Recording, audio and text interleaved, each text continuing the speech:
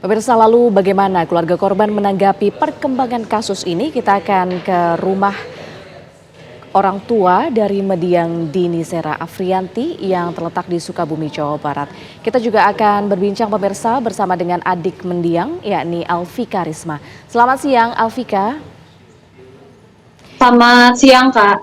Ya, Alvika, ini bagaimana pendapat dari pihak keluarga melihat perkembangan kasus tiga hakim ini telah ditangkap oleh Kejagung?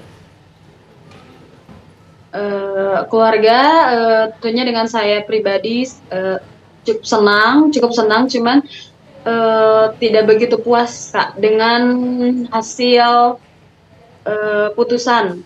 Begitu seperti Ronald yang kasasi 5 tahun gitu. Tapi apakah pihak keluarga ada informasi lebih lanjut nanti hal itu akan terjadi perubahan dengan ditangkapnya para hakim ini? Ada sih, semalam saya ada obrolan dengan pengacara saya gitu.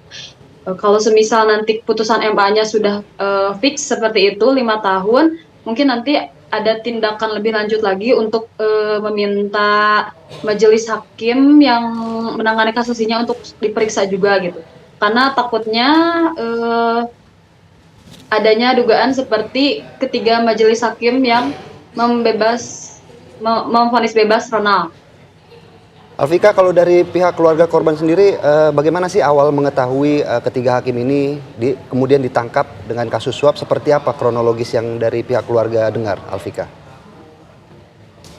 Uh, Kalau waktu itu kan semenjak dibebaskan kan divonis bebas Ronald kan itu sempat ramai kan di media sosial juga. Nah dari situ saya beserta ayah saya gitu pergi ke Jakarta kan untuk melaporkan ketiga hakim tersebut karena ada dugaan. Nah dugaannya itu kan seperti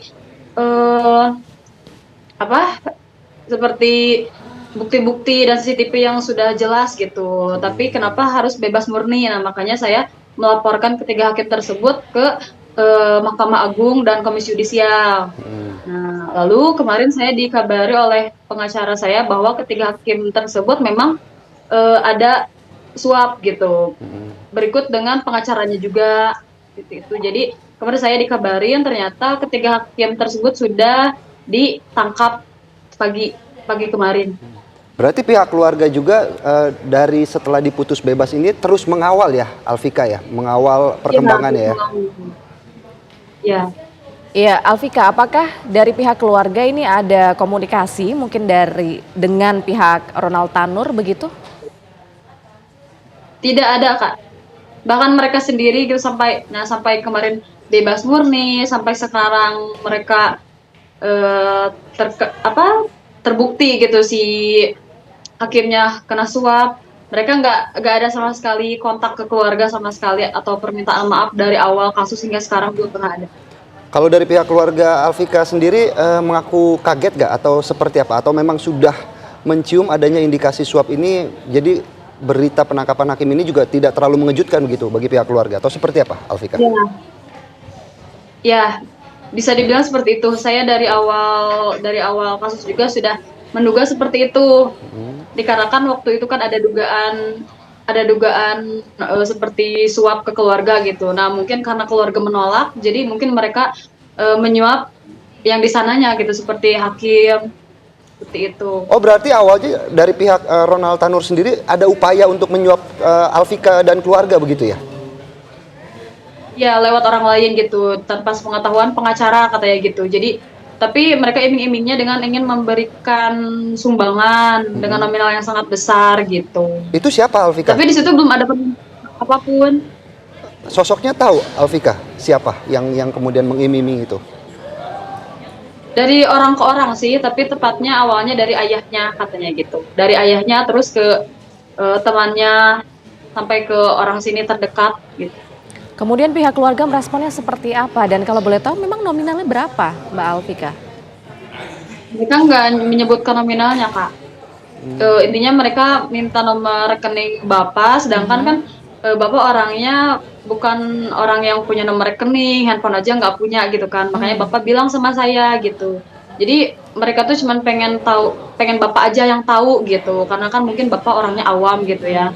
Terus bapak bilang ke saya, dari situ saya bilanglah ke pengacara, ternyata oh iya ini pasti apa mereka lah gitu, kayak ulah mereka lah gitu, pengen pengen ngejebak atau apalah gitu, saya kurang tahu. Intinya mereka bilang pengen ngasih santunan dengan nominal yang sangat besar gitu, tapi jangan bilang siapa-siapa gitu. Tapi respon dari pihak keluarga kemudian bapak dari Mbak Alfika ini seperti apa? Kalau kalau bapak kan orangnya emang kurang ini ya, kurang tahu juga gitu kayak ini harus gimana gitu. Nah makanya saya gitu selaku adiknya dengan kakak-kakak saya yang lain menolak gitu. Oh jangan gitu, takutnya nanti ada apa-apa gitu, nanti keluarga juga yang kena gitu. Makanya kita langsung lapor ke pengacara gitu.